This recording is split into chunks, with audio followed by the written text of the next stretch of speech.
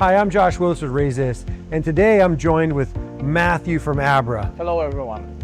We're going over some technical support issues and some maintenance issues that you can do in your shop to make your machine run better. Today we're going to go over how to change the linear guide bearings.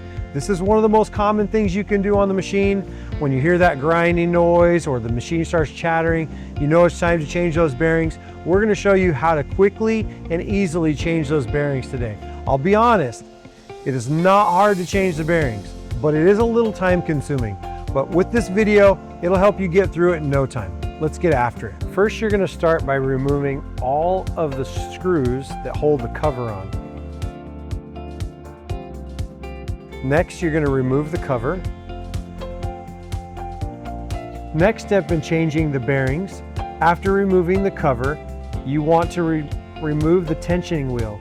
To do that, you remove the two plastic covers and take off the screws. Keep in mind, some machines will have one, some machines will have two.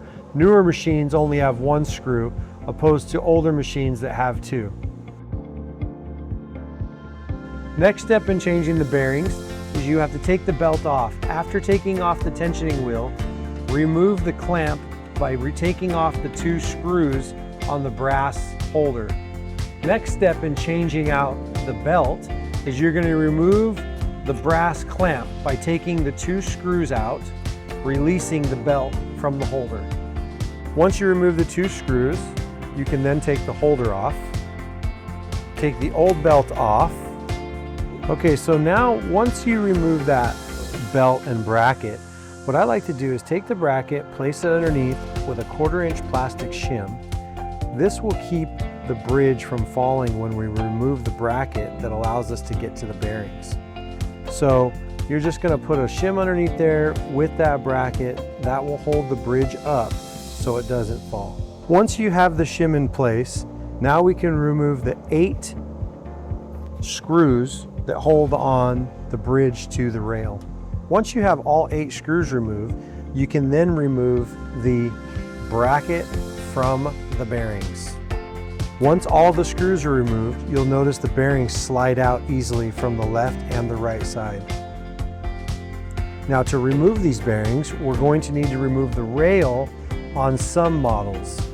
Some models will allow you to remove the bearings without moving the rail. However, that will be on a different video. Next, we're going to remove the rail by taking off all of the screws from the outside that hold the rail on. Once all the screws are removed, the rail will be free and you'll be able to move it back from the inside. Once you remove the rail, you want to remove the old bearings and inspect the current rail for any kind of damages. Look for dings, nicks, scratches, anything where it looks like irregular wear and tear. If you notice any of that, you will want to change these rails. If you're watching this video because you're changing the rails, there's no need to inspect them.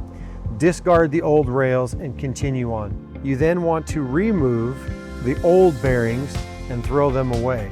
To remove the bearings, simply slide them off of the rail and throw them in the trash.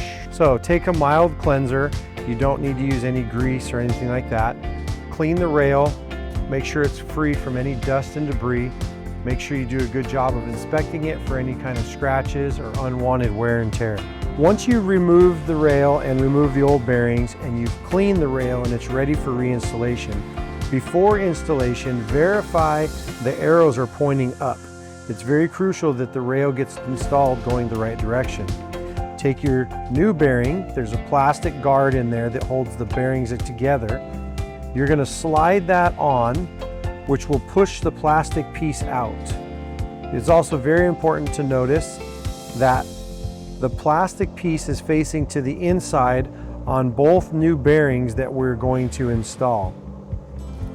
Slip them both on, remove the plastic pieces, and the bearings are on and in place. After putting on the bearings, you can slide the rail back into position. Once you get 2 screws started on the outside, you want to make sure this rail is level. The best way to do that is to put it in and pull the rail all the way up tight against the screw and then tighten the first side. Once you get the first two started, you can then go back through and install the rest of the screws in order. Just getting them snug. They do not need to be over tightened. We can do a final tightening after we're completed. Now that the rail's reinstalled, we want to attach the bearings. To do that, you're going to slide the bearings through, get them lined up so that we can reattach them to the main bracket of the bridge. If your shim and spacer are not accurate, you may have to lift the bridge up or down a little bit depending on if it's lined up. You can do that by putting a screwdriver or pry bar in there and lifting the bridge up or down as you need.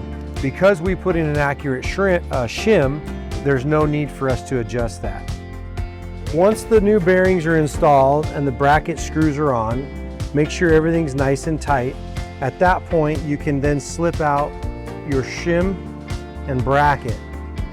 We'll use this back up top to reattach the belt. Next step to putting on the belt is you're going to need to attach the tensioning wheel. On some machines, the newer ones, it's just going to be one. On the older machines, it's going to be this one that has two screws. To do that, you have a large diameter circle and a smaller diameter circle. You want the large diameter circle facing to the inside of the machine. You're going to put that in and then put the screws on. It's very important that we do this evenly. If you start with 3 turns on the top, you need to then go 3 turns on the bottom because it's crucial that we keep the tensioning wheel as straight and parallel.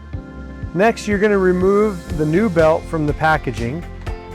Keep in mind, if you're not changing your belt and you're using your old belt because you've inspected it and it's good, you don't need to do this. You need to take your old belt and feed it through. However, in this step, if you have a new belt, you're going to feed it through from the front of the machine and wrap it all the way around to the back of the machine, feeding it through the tensioning belt. After feeding the belts through, you're then going to wrap them around and slide them between the brass and the aluminum holder. Slip them in the grooves. If your belt is too long, you may have to cut it down. Once slipped in, you're then going to take your Allen key and tighten up the tops. Once the screws are nice and tight and the belt is snug from the bottom, we then need to adjust the tension. This is far too loose and needs to be adjusted. We're going to adjust that by adjusting the tensioning wheel on the back of the machine. So what we're going to do is start by going 3 rotations at a time on the top and the bottom, just to make sure we tension it evenly.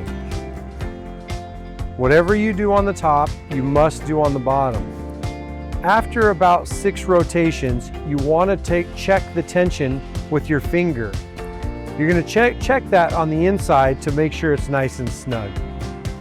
After you check your tension and everything's good, you can put on the plastic covers, and then we're going to reattach the cover. Place the cover back where it belongs, then go through and place all the screws back where they go, making sure they're nice and snug. Do not fully tighten all of the screws until they're all in and placed.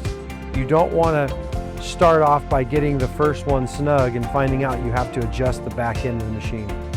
Thank you for watching this video. Hopefully it helped. Hopefully the machine's up and running.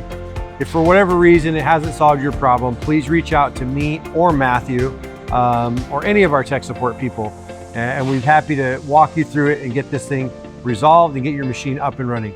Thanks a lot. Have a great day.